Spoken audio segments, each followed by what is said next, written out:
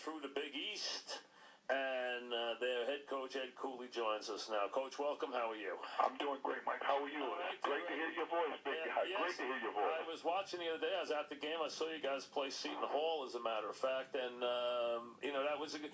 I was surprised to hear the tournament selection committee say Providence wasn't in until they beat Creighton. Did you feel that way? Honestly, I didn't. And the committee works hard. I mean, those guys work hard.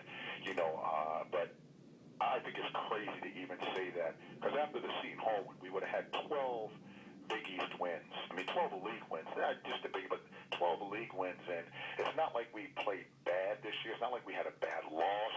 We haven't had the greatest of greatest wins, but you play the schedule you got.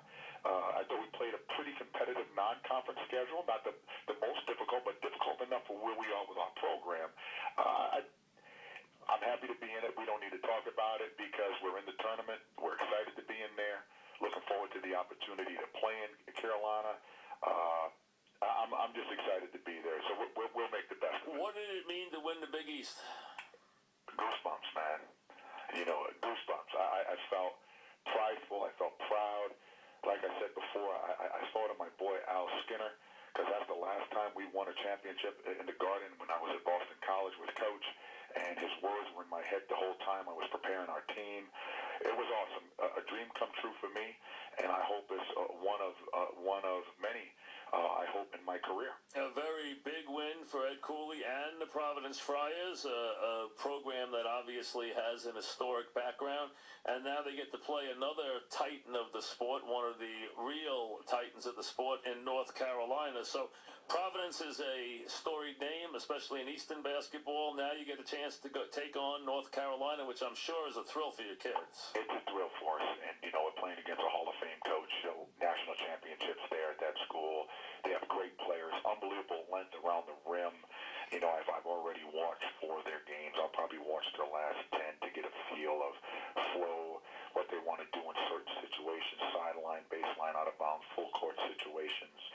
We want to make sure that we do our best to prepare our group. But at the end of the day, I got to make sure my team's ready to play. Yeah, and listen, you have them guards who can really play, no question. You got to be able to shoot the basketball. And even in the Seton Hall game, your bigs got in a little foul trouble. So obviously that's something you got to watch against North Carolina. Yeah, well, we play, and it's no mystery. We don't play along. We don't have a deep bench. We have great kids, but we play 6, maybe 7 guys. So we have to be diligent with our feet. We got to body up.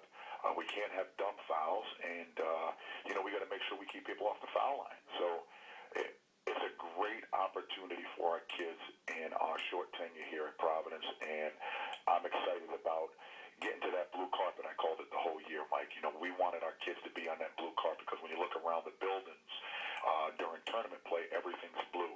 So that's kind of been our mantra to get to, and these kids have willed themselves into the tournament, so we really didn't need the selection committee. Yeah, and now a long trek to San Antonio, Texas to take on Carolina, so you're going to travel a long way. The Providence Flyers are, and when you think Carolina, you think obviously you think from Jordan to Smith and everything.